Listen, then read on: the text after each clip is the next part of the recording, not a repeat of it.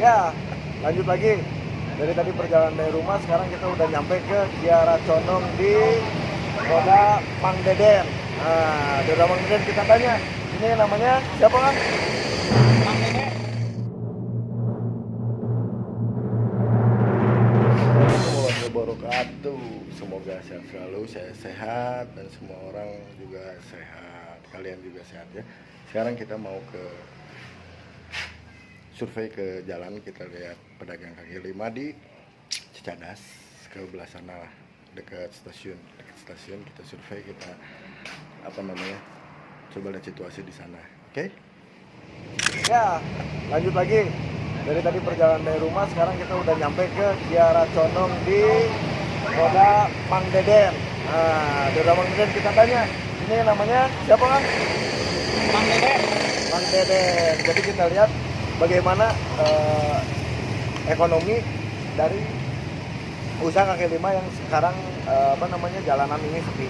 Gitu ya, ini untuk sebagai motivasi untuk semuanya kita untuk tetap berusaha, tetap bersemangat, tetap saling menyemangati. Oke ya, gimana Pak Andri? Selama 1,5 bulan ya dari awal sampai sekarang penurunan omset gimana? Turun atau naik atau stabil? Kalau omset Majuan? terus terang, kalau untuk ada wabah ini 70-80% lah menurun.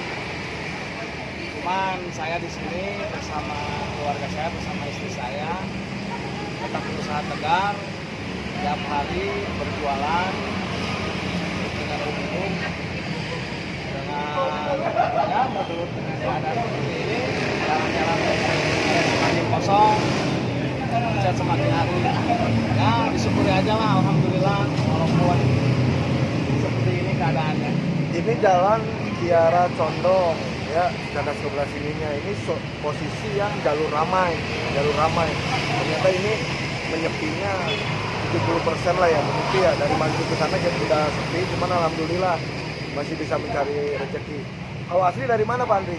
Asli dari Tasik saya. Dari Tasik. Kenapa tidak memilih pulang ke Tasik, malah bertahan di sini dalam posisi seperti ini? Ya karena sekarang ini gimana, bingung ya kalau mau pulang ke Tasik, istilahnya kalau mulai usaha di Tasik harus mulai dari nol lagi. Apalagi posisi di Tasik kan saya belum tahu sekarang seperti apa, ekonomi seperti apa. Terus orang daerah kan seperti apa memandang orang yang baru mudik dari kota seperti apa, apalagi orang-orang daerah, bukan saya mengecilkan orang daerah, cuman kebanyakan lebih waspada, lebih takut kalau kedatangan orang kota gitu. Banyak intervensi, zona merah, Bandung, Jakarta, sebagainya itu. Apalagi kita mulai usaha di sana, otomatis bukan dari nol lagi, tapi dari minus. Dari minus ya, dari minus ternyata memang dampak ini tuh besar betul ya, terhadap ekonomi. Sampai penghasilan itu turun sekiranya 50% ada. Lebih, 80%. 80% berarti cuma 20% dari total modal gitu ya, Ini sangat-sangat luar biasa. Jadi yang kita harapkan ini, harapan Pak Andri di depan itu apa sih untuk penanganan ini? Kalau misalkan untuk sekarang ini mah muncul orang Sunda nama ngan sabar jadi bubar, dikejar, tawakal. Istilah nama kumaha Allah we lah urang mah. Amun yang kapayun nama mudah-mudahan wabah ini cepat berlalu, datangnya bulan suci Ramadan, wabah berlalu, datangnya barokah dan berkah, kita semua dapat menikmati kebersamaan. Nah, tapi sebenarnya banyak hikmah juga yang diambil ya Pak Andri ya, dari sini bisa berkumpul keluarga, bisa apa. Cuman ini kan ada anak juga ya, ada anak juga sekolah ya. Ada anak sekolah, ada harapan yang seperti ini. Ketika anak kita diliburkan, kemarin kita bikin video ya, semoga guru itu tidak banyak memberikan PR di rumah. Karena kan biar dikasih arahan aja, biar dia tidak banyak bermain di luar. Itu kan yang pertama. Yang kedua, biaya sekolah itu tetap berjalan, meskipun belum tentu itu masuknya itu kapan kan dari pengumuman ya. Kita bikin untuk rakyat kecil meminta gini, berikanlah kita permintaan ke pemerintah semoga untuk bisa dispensasi, karena itu tetap berjalan, tetap harus dibayar dalam situasi seperti ini. Mungkin kita sama-sama bertahan untuk hidup, kita defense bertahan untuk hidup, kita jualan, terus kita mencari uang itu sisanya untuk bayar kontrakan, sisanya makan. Kan gitu kan, jangan sampai anak-anak kita penerus bangsa ini putus sekolah gitu kan ya. Semoga ada dispensasi atau keringanan-keringanan nantinya ya. Semoga kebijakan itu bakal diadakan. Terus kalau misalkan Pak Andri berpikir ini kan mau bulan puasa nih, akan tetap di Bandung atau mau pulang? Ini kalau misalkan Pak Andri tetap di sini, mungkin nanti kita akan bisa ke sana. Ya, kalau untuk saya pribadi sih tetap di Bandung berusaha sampai Lebaran pun, insya Allah saya nggak bakalan pulang, tetap bertahan di Bandung. Soalnya saya takut membawa badan saya, imun saya kuat, sementara orang yang di rumah sana, orang tua saya udah sepuh, udah rentan, takutnya amit-amit kena apa-apa. Oh, Yang jangan. jelas saya akan bertahan di sini sampai wabah itu selesai. Alhamdulillah ya, semoga semua banyak rezekinya ya. Amin. Banyak rezekinya, semua yang di sini banyak rezeki, yang di rumah semua banyak rezeki. Dan pikiran gini, apa namanya, itu sudah dipertimbangkan betul Pak Andri, benar-benar akan yakin di sini Yakin. dengan situasi gitu kan.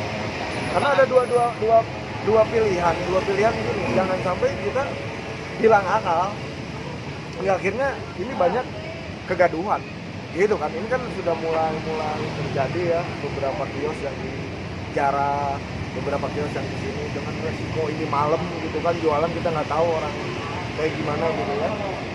Itu nggak takut apa Pak Andri? Wah, saya nggak takut, nggak sama sekali nggak takut. Kalaupun misalkan ada Orang yang kita langsung pengen makan ini udah lapar. boleh saya bukannya saya membaikan diri saya sendiri, bolehlah dilihat lah, bukan satu bukan dua yang makan di sini baik-baik, asal minta baik-baik, terus terang nggak punya uang, nggak punya apa, saya musafir, saya lapar, silahkan datang ke sini. Betul. Nah itu yang diharapkan, karena kenapa ya? Saat orang yang ada itu kewajibannya berbagi. Saat orang yang bertahan untuk meminta, itu adalah orang yang mempunyai kepribadian dan menjaga harga diri. Tetapi yang paling sulit itu di saat kita tidak ada, tapi kita bisa berbagi untuk yang lain. Itu yang namanya naruri, itu yang namanya tulus dari diri kita. Itu yang kita harapkan, yang saya harapkan juga, kita semua itu saling kompak, saling hubungi, saling WhatsApp, saling membantu. Waktunya saling membantu, di mana orang yang mempunyai rezeki tolong bantulah, sisihkanlah. Ini waktunya orang-orang itu bermanfaat.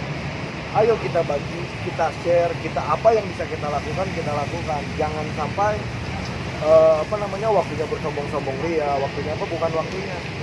Sekarang ini waktunya saling bantu, gitu kan. Waktunya kita ini saling mengobati, saling menyemangati. Karena kenapa? Semangat itu membawa dorongan tubuh itu, imun kita jadi kuat, semangat.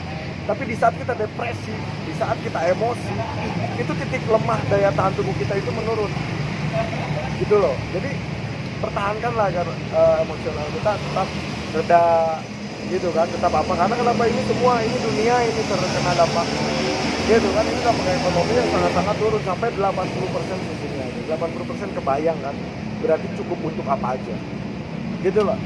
Jadi saya di sini hanya memberikan informasi, share informasi bareng sama Pak Andi bagaimana situasi di sini, bagaimana survive berdagang dan kenapa tidak mudik. Harapannya sudah disampaikan. Terus ini untuk yang tadi buat anak sekolah itu perlu, mungkin banyak lagi yang lain di sini yang mempunyai harapan yang sama.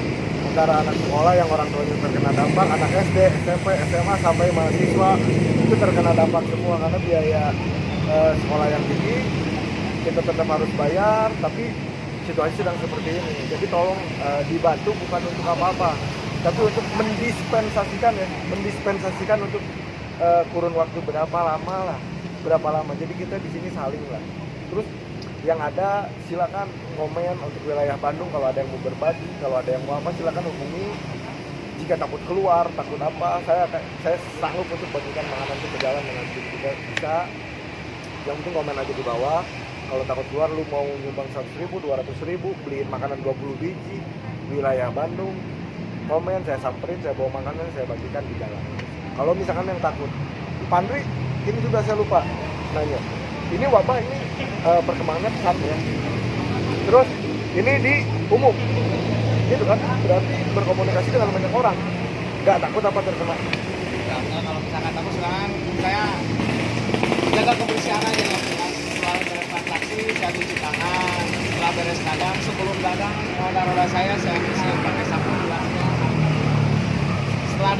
saya cuci langsung pakai sabun. Jadi sehari saya bersihin rodanya sehari 2 kali sebelum dan sesudah. Oh, alhamdulillah, mungkin lebih ekstra kerasa meskipun dalam situasi ini. Jadi pada intinya kita semua harus tetap bersemangat, kita harus tetap menjaga kebersihan, kesehatan, jaga imunitas. Terus kita jangan lupa saling komunikasi antar saudara kita, antar kawan kita yang lebih bantu yang kurang. Gak usah bertanya, di saat kita ada lebih, kita bagikan. Mungkin nanya itu aja. Terima kasih, ini Pak Andri. Semoga video ini bermanfaat. Share, like, and subscribe. Jangan lupa jelasin di Celana Channel biar bisa lebih berkembang channel ini ya. Tapi hitungan 1, 2, 3, gaskeun bray gitu ya.